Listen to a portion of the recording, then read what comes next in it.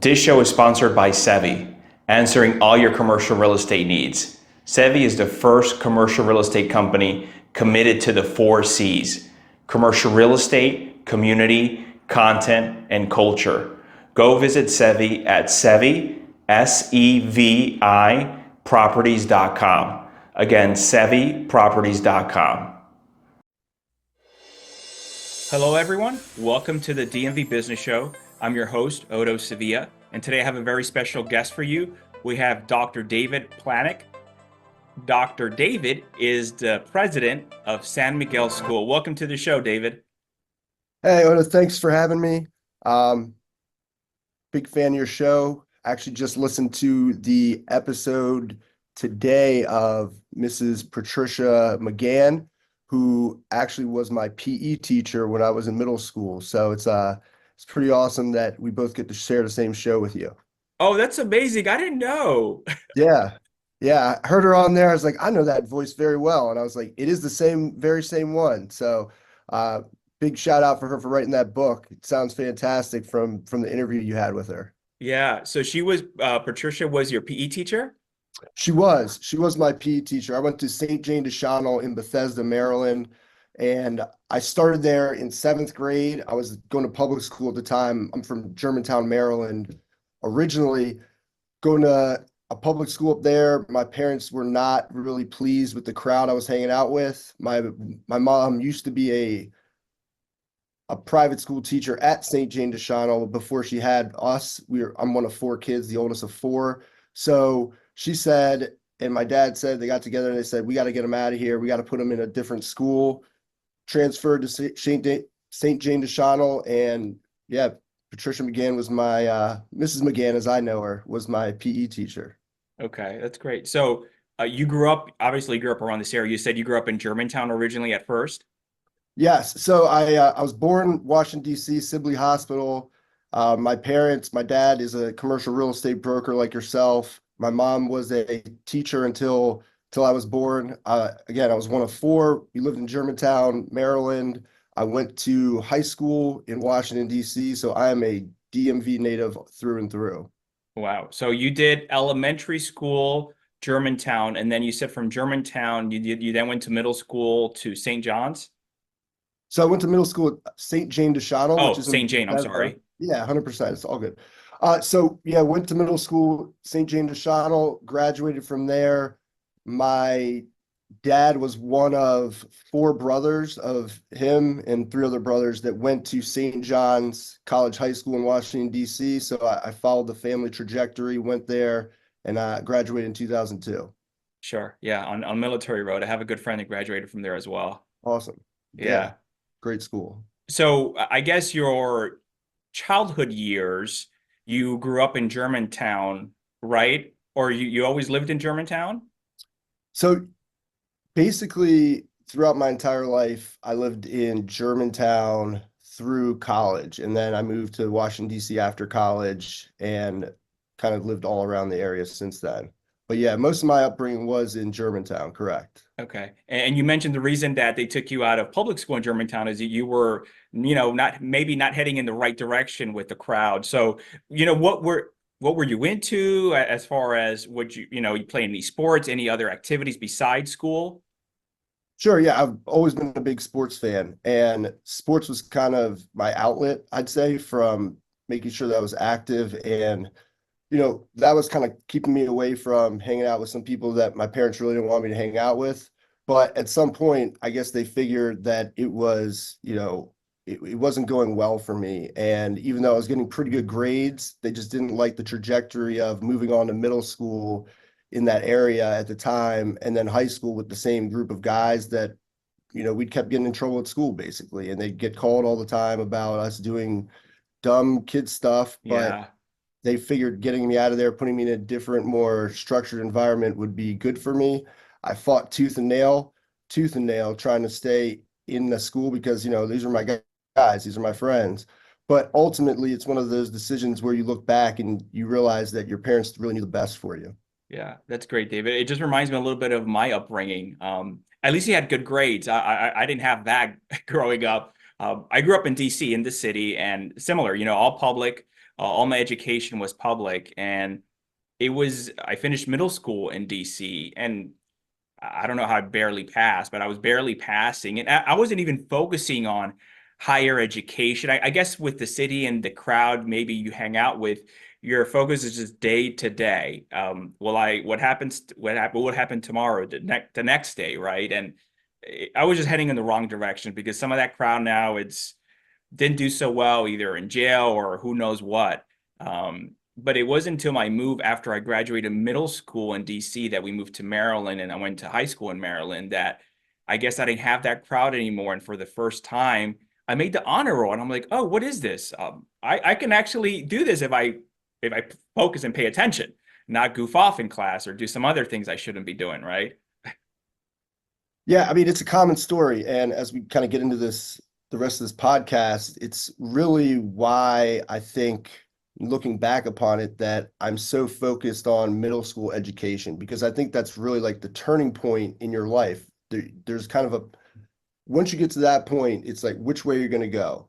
And something you mentioned, and definitely a part of my life, is I think something that parents kind of understand, but something that I've definitely grown to understand more as I've grown up and become a parent myself, is I honestly think that you are, the famous quote, you're the average of the five people you hang out with the most. So hanging out with successful people, even by circumstance, as you said, like, what is this honor roll thing? Well, if people that you are all around all the time are focused on doing successful things, I think as a byproduct of that, you start thinking differently. You start having a different mindset about things that you can do better, and get on that channel and that track to success.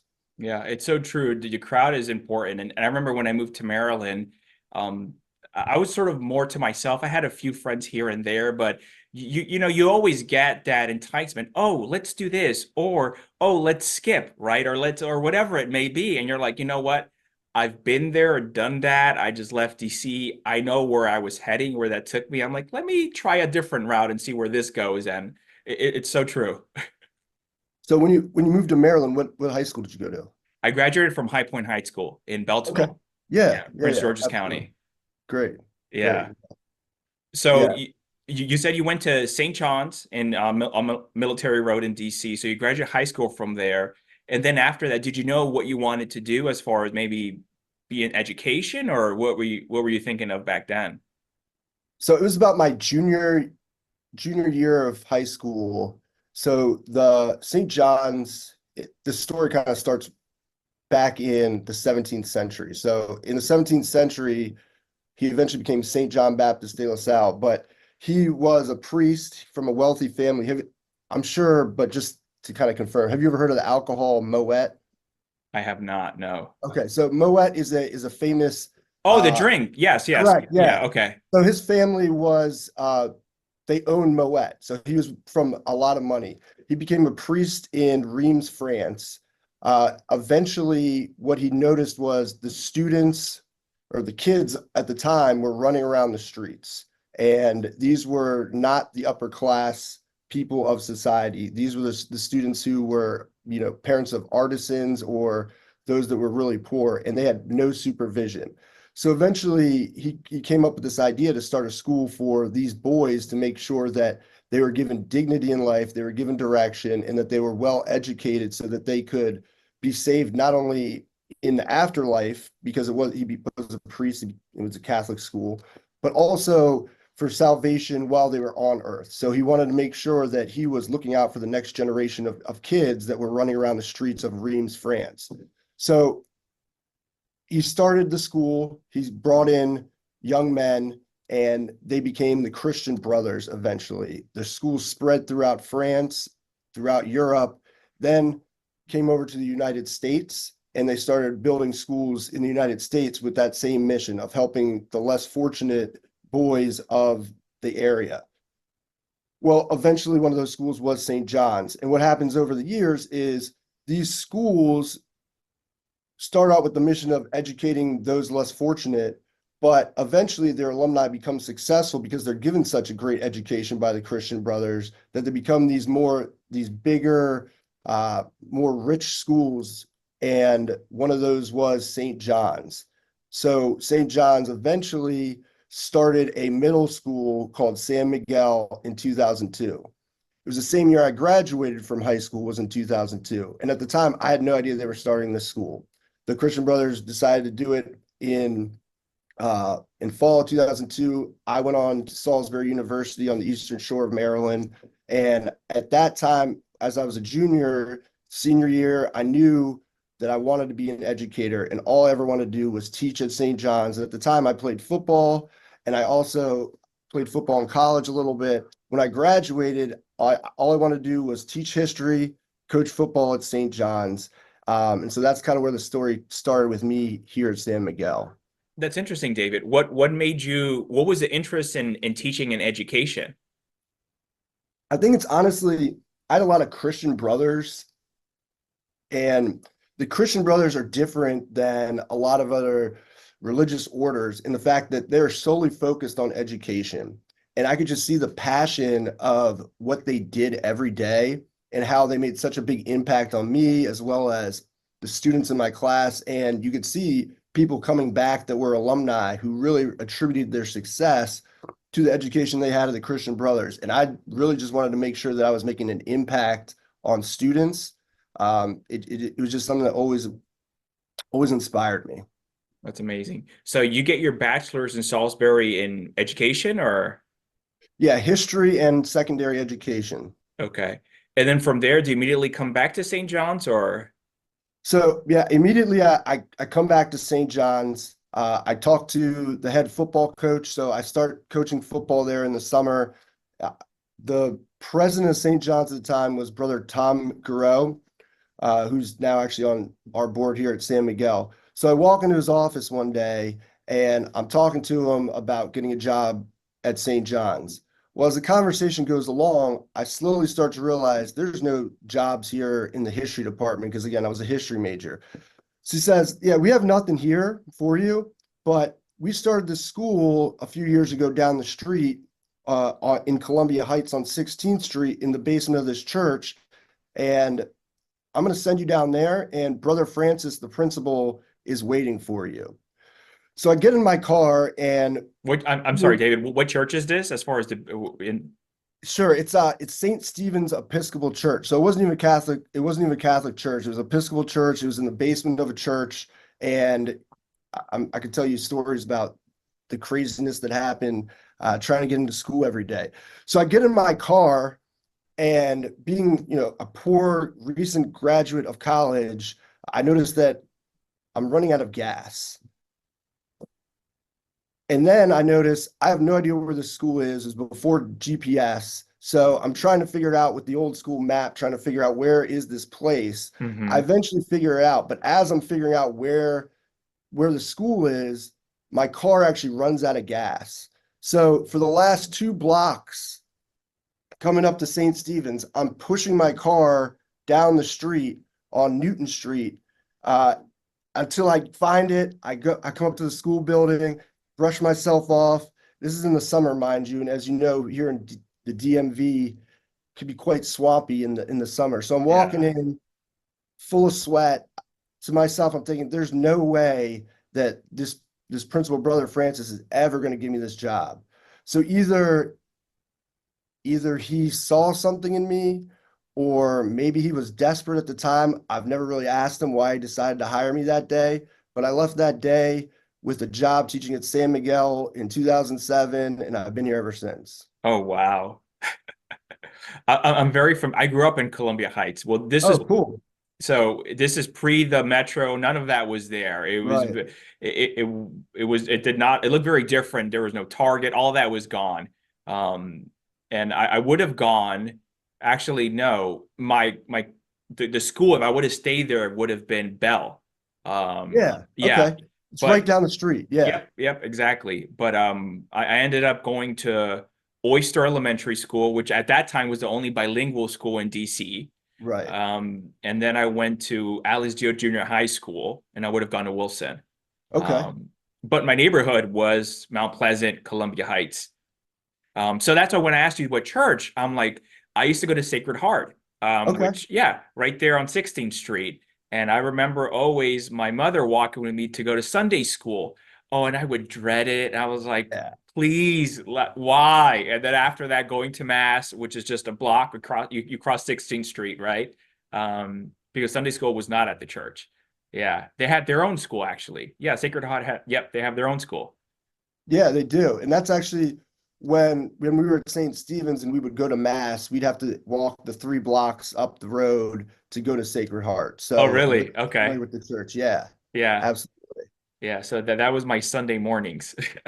Yeah. And I mean, when I started at San Miguel, that was when they were first trying to revitalize that neighborhood. So they were Okay. just building a lot of that, a lot of those, the Target and all those stores that are right there. So it definitely was a different place at the time. Yeah, yeah. We moved out prior to all that new development coming in, and now it's just a big, huge improvement, of It course, is. for the It's community. I was just there the other day, and I hadn't been there, in a couple years into that exact neighborhood, and I was just like, wow, this is completely transformed. It has. So you started, you said in 2007? Yes, I did. I started as a teacher in 2007. It I taught everything. So it much different. San Miguel is much different than it is now back then.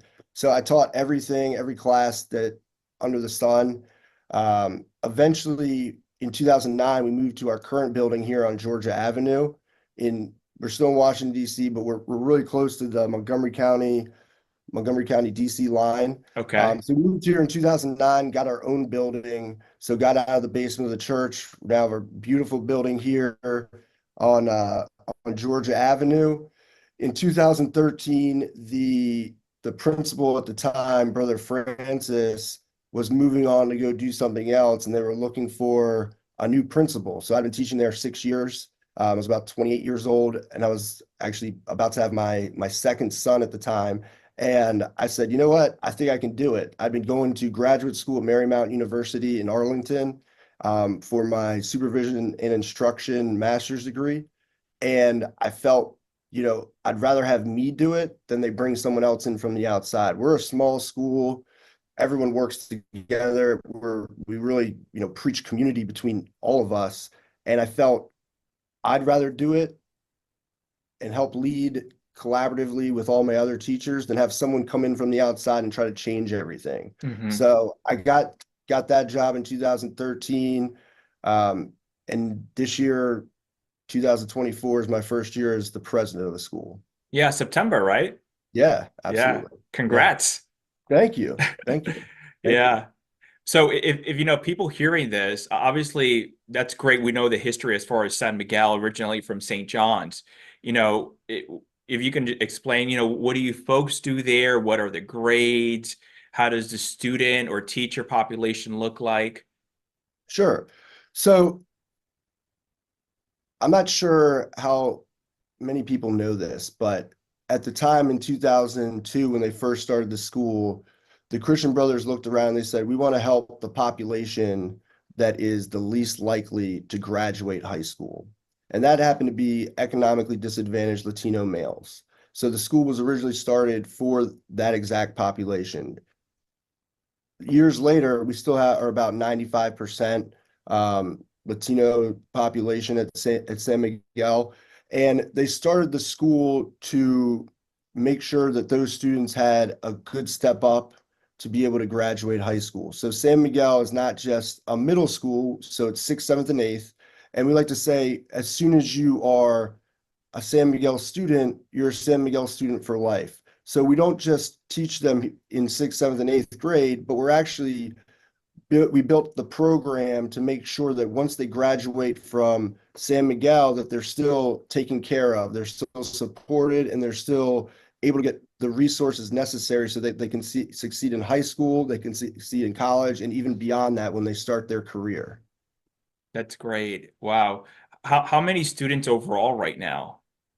So we have about 90 students every year. So 30 students in sixth, seventh, and eighth. So it's a small school, but we have a big impact. So our students usually come in about 2 or 3 grade levels behind in both math and reading. And over the course of their time here, they gain about 22 percentile points on the national average when comparing to other students in both math and reading. Every single student that graduates San Miguel is accepted to a private or Catholic school in the Washington, D.C. area and all of them get scholarships. None of our students are able to afford the full tuition of any of these schools in the area. So they get significant scholarships from these schools. And from there, our graduate support program, which is run by Alfonso Mota, he makes sure that they get whatever they need so that they can continue to carry on at high school. And as I said before, the average of Latino males in the demographic that we focus on, only about 49% of those students even graduate high school. And as you can tell, and as most people probably understand, the more education that you get, the more likely it is that you're going to succeed economically in the future. So our students, 100% of them go to private schools or accepted to private schools, and then 100% of those students graduate from high school, and many of which go on to college and higher degrees from there. That's amazing, David. Thank you. Yeah. Wow. There's a reason I've been here for 18 years. Yeah. It's just a wonderful, wonderful program. Yeah. No, that speaks to me just because I know I probably would have been one of those statistics being a Latino male and growing up in that neighborhood. And even my best friend growing up in DC, I don't even think he got his GED. I don't think he graduated at all. And it's great what you're doing. So right now there's a total of 90 students overall. Yeah, so we have 90 students. We've had 425 graduates of San Miguel since the beginning. And again, one of the thing that has kept me here the longest, and it took a few years for it to happen, was every single day I'll be in my office and I'll get a knock on the door and it'll be one of the graduates that come back. And they'll be like, "Hey, Mr. Palank, how you doing?" Or now Dr. Palank. I always have to correct them now. But they come in and they knock on the door and they say, "Hi." I'm like, "Oh my gosh, what are you doing here?" And he's like, "Well, I just graduated from Penn State," or "I'm starting my second year at Gettysburg College," or "I'm at GW and I'm studying this." And a lot of times I'm like, "Yeah, I knew you were going to do great things." Sometimes I'm like, "Man, I wasn't sure about you." But they always talk back. They always loop it back to, you guys really, form the roots that were able to build for me. And that's why I'm here, and that's why I'm doing what I am today. So it is really just truly inspiring to sit in this office every day and walk out there and see 2 or 3 graduates every day just say, "Hi, we're back and we love being here and we miss you guys," and that kind of stuff. Yeah. So I'm sure so there are limited basically seats available, David. It's a very coveted slot to be able to get admission into San Miguel School. How do you, I guess, go about selecting the right students? Fantastic question. So we're a tuition-free school. So our families could not afford how much the education would cost here on their own. So we want to make sure that that investment is a successful one for the students. We want to make sure that they're a right fit for the program we have. Our school day runs from 8 o'clock to 5 o'clock every day. So it's very intense. I like that. Yeah, we want to make sure that to go into more detail about that, a lot of our families are first or second generation. A lot of them are first generation in the United States, and they're not able to really help their sons with their homework just because there's the language barrier. If they're reading a book on, whatever, they're not going to be able to ask questions, be like, "Well, Mom, what does this word mean?" So we want to make sure that they get as much homework done here as possible before they go home and are in, various, household situations that might not be conducive to studying. So we run from 8 to 5, Monday through Thursday. On Friday, they get out a little bit earlier, but we want to make sure that it's the right student that's going to be able to handle that academic rigor. So they first apply, they take an entrance test. We want to make sure that their family's committed to it. So we have an interview with the family. They have a shadow day here, and they have to turn in a lot of documents just to make sure that we know that they are, the right fit. So we're really looking for students who could be successful if they had the right environment, right? A lot of them are coming from surrounding public schools where they're basically slipping through the cracks. The teachers and the administrators are not looking out for them. And we want to make sure that we're going to be a good fit for them, that they're going to be successful when they come to San Miguel. So it's a pretty intense process. But I think that makes sure that you have a family that's committed to what we're offering. Yeah. So the main thing for the families is getting admitted for incoming, is it sixth graders, right?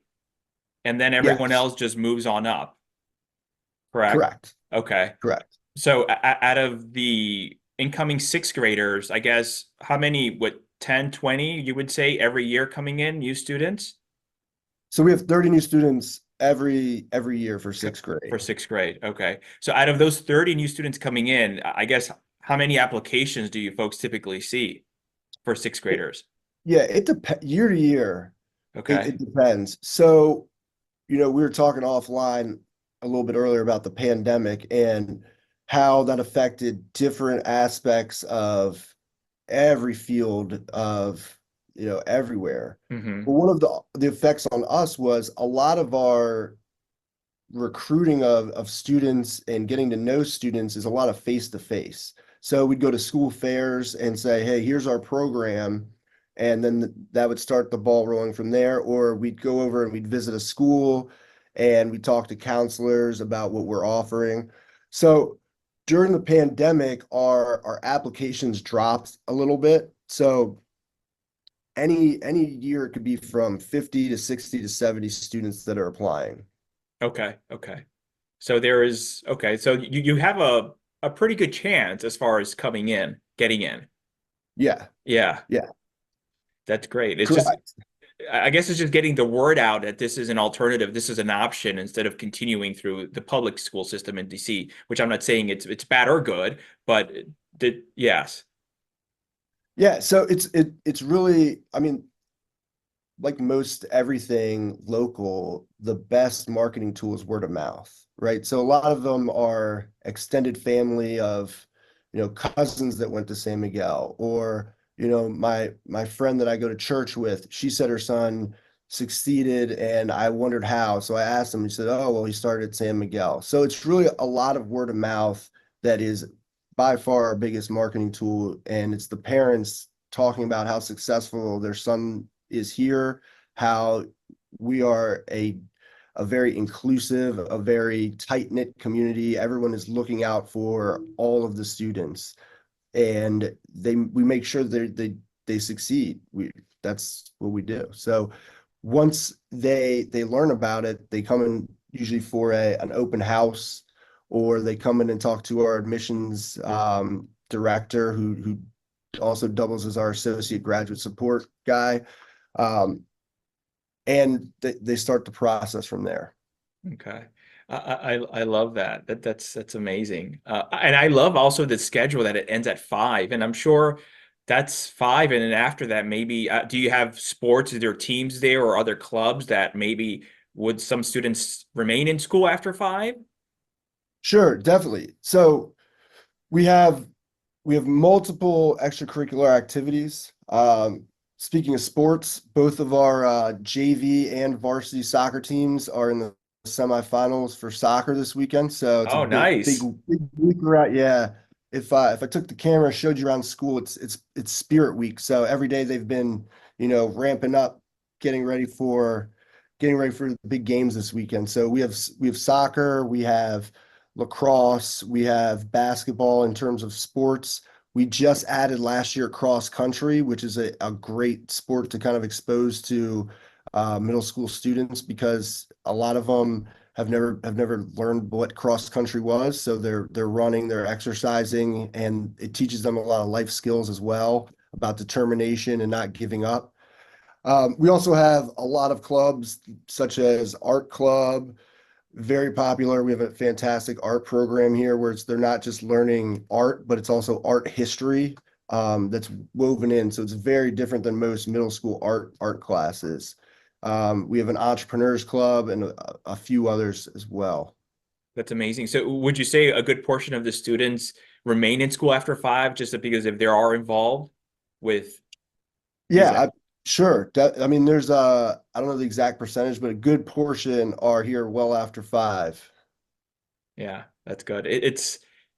It's always good when I have 3 young boys myself, so just to keep them busy, and especially if you might not live in the best neighborhood per se, right?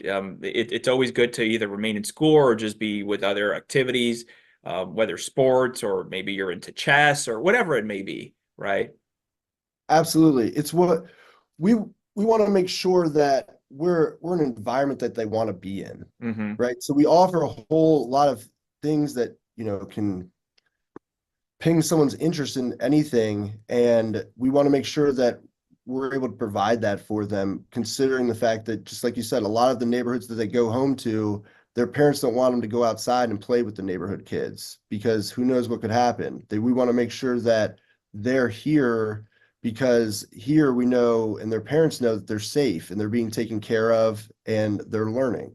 And that's not what they might get at every other school. Mm-hmm. It's all boys school, correct? It's all boys, yes. Okay. And do they all live in the district or in a specific area or neighborhood? No, so when we first started, when we were in the Columbia Heights neighborhood, I'd say, 99% were from that neighborhood. Since we've moved locations up here to Georgia Avenue, Mm-hmm. it's we pull from DC, but also Prince George's County, as well as a little from Montgomery County. We still have a significant number of DC residents, but we do pull from those surrounding areas as well. We even have this year, it's rare that we get them, but we have one student that's commuting from Arlington. Oh, that's a commute. Well, his mom works in the district, Okay. so she travels with him, drops him off here, and then she continues on her way to go to work every day. So that was the only way it worked for her. Okay. Okay. That's good. I'm sure the curriculum varies by grade, but is there anything different, or do you see in San Miguel School what you will see in a normal other school as far as your science, your history, your math, English, social studies? Great question. I'd say what our curriculum looks like is going to vary vastly from what you'd see at any other school. So I'll highlight two programs that I think have been instrumental to our success and the success of our students. So the first one is we have an independent reading program. So again, a lot of our students are English as a second language. They speak Spanish at home. Their parents only speak Spanish, and English is the second language that they learned. So a lot of times they come in, as I mentioned before, 2 or 3 grade levels behind in reading. So we have an independent reading program, which it teaches them a number of things. So first of all, it works like this. You basically have 30-40 minute class every day where you're reading a book. And when you're done with that book, you take a quiz on it. Okay. So by the end of the quarter, and each book has a certain amount of points. So a Harry Potter book, for instance, could be like 30 points. But a smaller book like a Matt Christopher book, which is a very popular sports book for kids, might be only 3 or 4 points. So you have to accumulate a certain amount of points over every quarter to get a certain grade. And that becomes your goal for the quarter. So what that teaches them is not only to read, but it also teaches them autonomy, right? I have this goal. No one's going to be breathing down my neck to get to that goal, but I have to meet that goal by the end of the quarter. And it allows them to also pick what book they want to read. So we're not forcing them to read a certain book every time. Now they do have to read class books in their English class, but it's a separate class they have every day to kind of give them choice so that they begin to find that love of reading. And I think that not very many schools have a program just like that. Mhm. But the result of that is a lot of times when I talk to English teachers in high schools that they go to, they're like, we always know San Miguel kids, because as soon as everyone's done with their classwork, everyone's talking and they pull out a book and start reading. And I'm like, yes, like that is exactly what I want. Like it's to form that love of reading that's not just to get a grade, but it's like, I'm interested in this subject, so I'm going to go find out more. I'll get a book on it. I love that. I love that's so great, and it's so true. Just because it's almost like you're speaking to me, Dave. That was my household. I wasn't even born in this country. I came here at a very young age, and just like you said, my first language was Spanish, and then I eventually learned English, and I would be the translator at home. All the bills I was helping them pay. We got this bill or that bill, and they'd be like, "Here you go. What is this? What does it mean?" And I would. So at a very young age, I had no choice, but I grew up and matured much faster just because my role in the household was different. I would help them go to when my parents would work. Sometimes I would be that extra and helping them at work too. But I love that you guys exist and there's this opportunity now. Just because back then, even in DC, there were no magnet, there was no charter school growing up. It was none of that. Just I don't know how my mom got into a program just because, the neighborhood I lived, I was not supposed to go to the schools I went to. I was supposed to go to other schools in my neighborhood. I forgot what my elementary school would have been. I can't remember. Maybe Bancroft. I don't remember. But I would have gone eventually to Bell. But the route I was going was to Wilson. But even then, with this school, I was not heading in the right direction. Right. Right. Yeah, I mean, so a couple of things that you mentioned definitely hit home for me. So first of all, like the thing that I love about San Miguel is the fact that things that you mentioned were that your mom really did a great job trying to navigate you to a certain school. And the fact that, kids can't pick their families, they can't pick their income, and they can't pick their zip code. But oftentimes those things are the sole influence on the quality of their education. You obviously had a great mom who kind of knew what she was doing, and she knew that we wanted to get Otto into a certain school. There's so many families that don't understand that. So that's where San Miguel steps in. And the second thing that you brought up that is amazing to me, and I think it's very little understood by the wider community, is how much our students have to do in terms of translating and helping being that extra parent sometimes when their parent has to go to work. Or one of great guy that graduated last year, I'd always be like, where is Donovan? And I'd be like, his mom's at court today and he has to be the translator for him. Like, it's just incredible the things that he had to do because the mom did not have the English skills or the resources or support systems to help out. And of course, that's when I step in and have the conversation with mom, like, you can't take him out of school for something like that. You got to figure something out. It's like he needs to be in school so that he's not in the same type of position that you're currently in. But he would also be running meetings for his condo HOA, like trying to like argue certain things for the rest of the community that was living there. And it just amazes me the stories about how much these kids are expected to be kids at school, but adults in other circumstances, and how that can be a definitely like dynamic that I don't think a whole lot of people understand. Yeah, no, it's very true. You were mentioning earlier, David, how every graduate of San Miguel is basically going to another private high school. What are some of the schools, or how does some of those feeder programs work as far as options for some of the graduates? So our students, so a lot of the schools, off the top of my head, I can start listing a lot of them, but it St. John's is one of them. We get about 2 or 3 students there a year. Gonzaga, DeMatha, Carroll, Bishop McNamara, Okay. Pilati are some of the ones that come right off the top of my head. But some of them also go to some other schools such as Sidwell Friends, St. Albans, St. Anselm's, Georgetown Prep. We've had students go to Landon, Murray.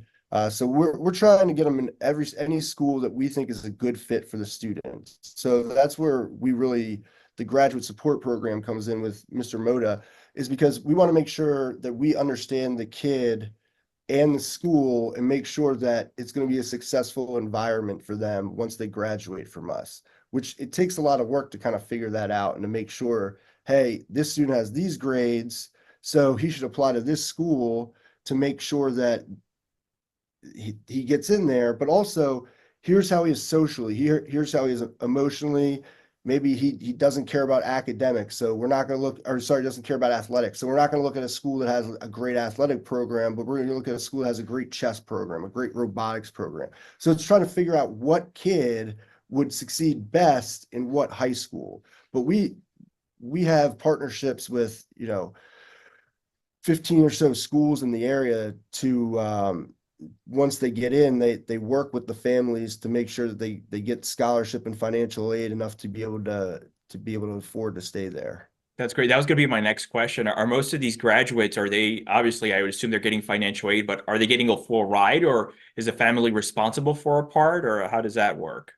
Right. So it varies on school to school, but on average, the families are still responsible for a portion of the fees for the school. And that could be, $500, $1,000, $2,000, something. They want to make sure that they're investing something because it is For the year.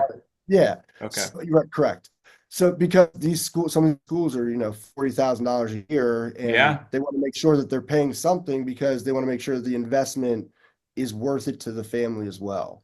Sure. No, it makes sense. Almost like to have some skin in the game, right? Correct. Correct. Yeah. That's That's great. the phrase that they often use.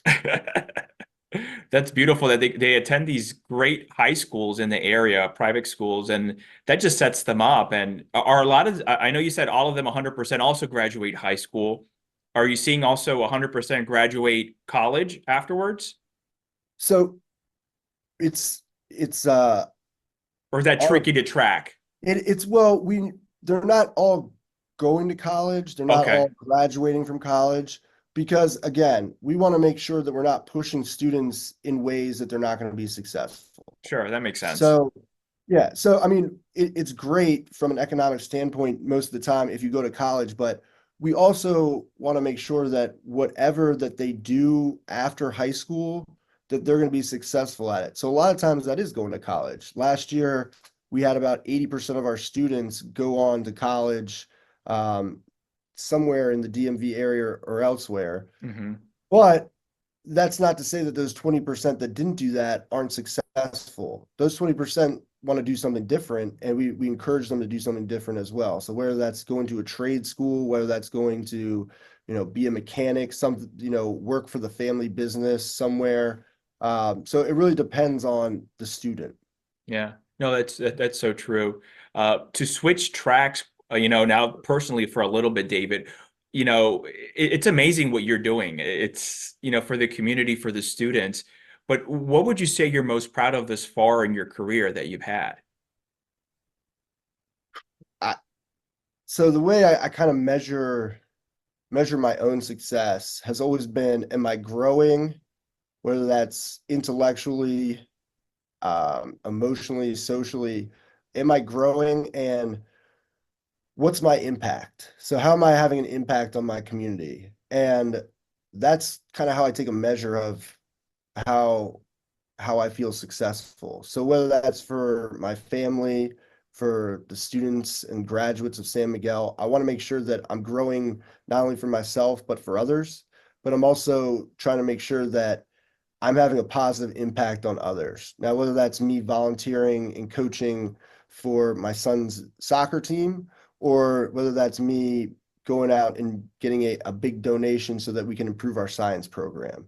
It really depends on the situation, but that's kind of how I feel successful. And it's not I would say success in a thing you get to, it's a process that you continue to follow. And as long as I continue to follow the process, I feel like I'm being successful. I'm making progress in being a good human being. Yeah, I love that. And many times with growth, there is uncomfortable. You get uncomfortable sometimes, especially when you're doing something new or different, right? Has there been a particular moment that you can think of right now where maybe you've had a setback or failure, let's call it? And if so, what did you learn from that? Yeah, so I wouldn't call it a failure. Um, but so during the pandemic, my mom was diagnosed with ALS. And at the same time, the year before that, I'd started getting my doctorate degree from Creighton University. And I would say throughout that time when my mom, you know, grew sicker and sicker as the months went on, uh, it was really difficult for me to continue to study towards that doctorate degree. And I would say that, that was one of the times where I truly tested myself, just because if you've ever known anyone with ALS, it is one of the most just dream crushing diseases you could possibly ever imagine, because they're fully with it mentally, but you'd never know physically, especially towards the end, because they can't move, they can't talk, they can't, really do very much of anything. And it's just really one of the saddest things I've ever seen, is how, towards the end of life, it gets really difficult. So I had a lot of emotional, experience tied up into that. And for a while, I paused my doctor program. But one of the things that I knew my mom would want me to do was to finish that, and I did that in May, and I dedicated that, my dissertation to my mom specifically, because she really was the inspiration to keep me going throughout it. This past May, you finished? Yes, Oh, that's beautiful. This thank was you. a big year for you, David. It has been, man. It's been a I year. know. Thank you. Yeah, from Thank- getting your doctorate to being president, it's a great. yeah. I Yeah. mean, and again, like I got the doctorate degree not because I wanted to achieve anything. It was literally because I wanted to grow academically. I just wanted to keep Sure. growing intellectually, and it's also great for me to be able to discuss what that means to the students here. They're like, "What does that mean? Are you going to be operating on people?" I'm like, "No, I'm not that kind of doctor. Let me explain it to you." Right? So it's like it's a teaching moment every time that that I meet a sixth grader when they first enrolled here. They're like, "I'm Dr. Palank." They're like, "What? Like, you're a doctor?" And it's a good teaching point. It's a good example to set that you can continue to get educated and grow yourself even when you're 40 years old, like myself. Yeah, and it's so true. It's you lead by example, and you're the perfect example there. I mean, with my house with my three children, I can see the three boys that I have, how just what I do or what I say, even though I'm not teaching them at the moment, but indirectly they see, I'm like, I see where he got this from. Right. And you never know, because the kids are always just observing and learning. That is something I preach constantly to the teachers. I'm like, listen, you can say whatever you want to them, but if they look and they see you doing XYZ, they're going to think that that's okay, that that's Hmm. okay for me to do if you're not doing the right thing. So I'm like, you have to have that integrity that whatever you tell them, that you're also going to do, because they're watching you and they're absorbing it, not even consciously most of the time, right? It's an unconscious absorption Yeah. of the behavior of others. So it is 100%. You're absolutely right. They suck it in, man. Yeah. Are there any specific habits or traits you feel that you have that have helped you in your career, or maybe even just outside of your career at home personally?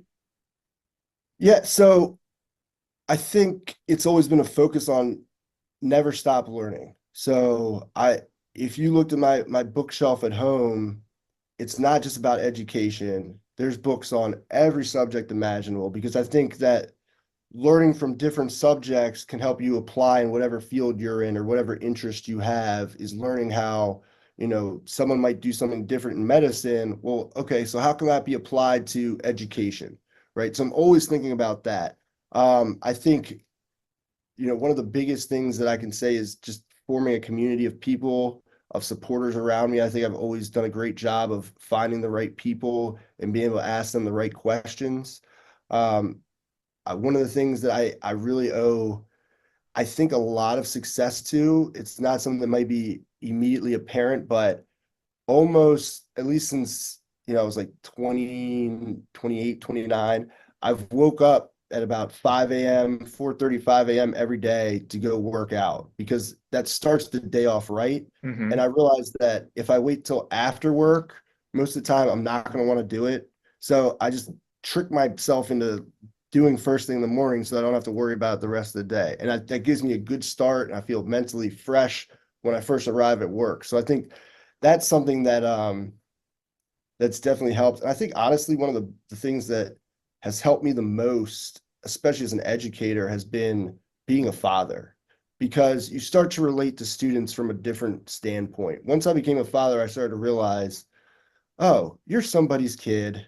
Your parents are telling you one thing at home. You're coming to school. We may be telling you a different thing. And it's kind of tough to navigate. And it's also like, I understand, man. Like, I understand why you did this. I may not agree with what you did, but I get it. You're a kid, and my kids do the same thing at home. And we still have to address the problem. We still have to make, some type of correction, but I get why you did it. And I think like that's been, you know, a tremendous help for me as a teacher and then as a principal is just understanding where students are coming from, and all students are different, all kids are different, but a lot of times they all do the same thing and they all make the same mistakes and they all kind of have a same mindset at different ages, and it's just making sure that I'm approaching it from you're someone else's son and I understand why you might be doing that.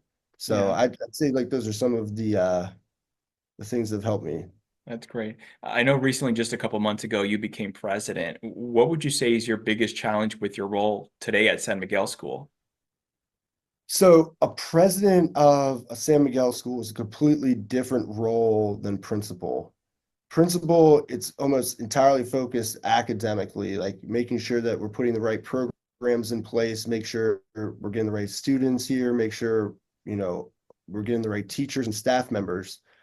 From a president standpoint, it's about making sure that we're getting what we need to make the school keep running. So whether that's foundations, grants, recruiting individuals who want to invest in the San Miguel program, it's a whole different job. And it's kind of when you're looking at it from the outside, a lot of people ask me like, what's the different thing? And the easiest way that I would compare it to is most corporations have a COO and a CEO. Well, at San Miguel, the principal is the COO and the president is the CEO. So my job is more external. It's, a lot of times going out and meeting with people and telling them about San Miguel, or, inviting people to come visit San Miguel so that they can see the wonderful things that are going on. Or, going to meet with a foundation and telling them about the programs that we had, the successes that we had, and what our needs are. You mentioned fundraising, and I know that's a huge part, especially when students, aren't paying for tuition. Is there a goal, or how does that come about as far as how much San Miguel School tries to raise every year? So our budget is in any year, it varies a little bit, but it's about, 2.7 to $2.9 million that we have to raise every year to make sure that we have the resources necessary for the students here. Okay, great. Coming to an end here soon, what do you know now, David, that you wish you would have known at the start of your career? Great question. I actually ask that question all the time in interviews with people, but I Oh, never have a really? really good answer for myself. I'd say that one of, so it's like 5 words, right? That I think have have come to me more recently that I really wish I would have, even back when I was in high school, is whenever something happens, it's just to remember this is part of life. And if you just think about it that way, um, a lot of times you'll come up with a solution. So no matter what happens, good or bad, it's to make sure that you remember like this is part of life. Enjoy the good things, but not everything can always be good. And there are going to be setbacks. And it's just to remember this is part of life. It's okay. We can figure something else out. And I think if that was my mantra when I was like 15, 16 years old, I think that I would have had a lot less stress and anxiety moving on from that point. Yeah, it's very true. I try to remind myself, I say something similar. I say nothing lasts forever. So I whether like that. you're going through a tough period or a great period, that's life. Is just different chapters, and you're going to come out of this. And if you think you're high, that's not always going to last forever either. Yeah, It's great. I really yeah, like that. It's in the same realm, right? yeah. It is definitely. It's like ground yourself. Like, great, you did something fantastic. The next day, you're still the same person when you wake up, right? Yeah, So it's great. It's great. yeah. Good motto. What does the next couple of years look like for you in San Miguel? What are you most excited about? So we've gone from a point where we're a nonprofit. We have to raise, $2.9 million every year. We're trying to move to the point where we have a bigger reserve fund so that hopefully one day we can um, really change our facilities here. I'm not exactly sure what that'll be, but one of the big things for me as the principal and now president here is we don't have a gym. And as you know, you have young boys, um, 8 to 5. By 5 o'clock, if it's raining outside and they didn't go out to recess, they didn't go out to PE, you know about it. Hmm. So it's one of my dreams to really make sure that we have the athletic facilities as an outlet for middle school boys. So are you thinking overall just to relocate everything to something much larger, or just having maybe an extension campus type of thing? We haven't decided on that exactly. The goal is let's raise enough money so that we can make a decision down the road about that. And it might be a new campus, it might be an extension of what we have currently here, which would, be construction costs. But we want to make sure that we've built up enough reserve fund that we're able to make the best decision for our students at that time. And you said you currently own where you're located right now on Georgia Avenue, right? So our current building is actually owned by St. John's. Okay. They they own the building. We're an independent organization from St. John's, but again, it was started by St. John's back in 2002. So they own the building that we're currently in, and we really really appreciate them allowing us to be here. Of course. When you're not busy working and being in school, what do you like to do for fun in your free time? I have 11-year-old and 15-year-old. So Two boys? two boys, yeah. One's actually at St. John's, one's at St. Jude's in Rockville, where I live. Hmm. Um, I'd like to call myself the part-time Uber driver. Oh yeah. Tell me about it.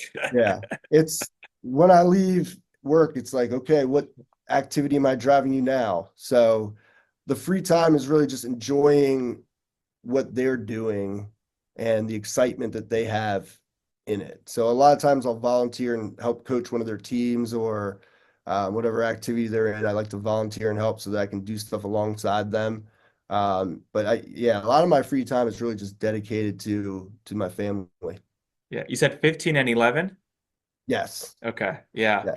yes. Time flies. It's just yesterday.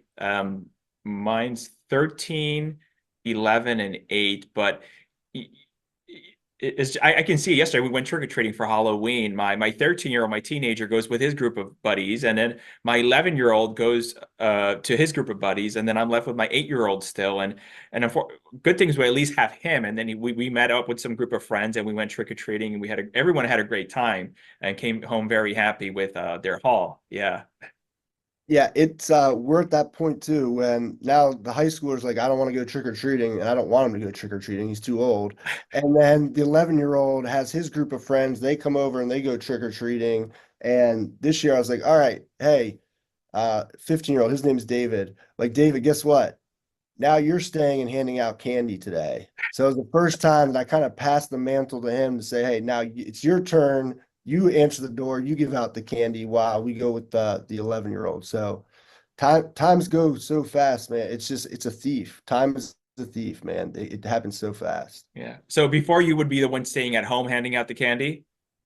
We'd alternate, right? So Okay. we'd go like different blocks, and I'd go home and hand out candy. We'd shut the light off for the first like 30 minutes so that we could all go as a family, and then we'd split and they'd keep going, and then I'd come back home and hand out candy. So this is the first time I was like, hey, teenager, you can do this. You have Yeah. enough responsibility to hand out Kit Kats. Yeah, that's true, especially if he doesn't want to go trick-or-treating anymore.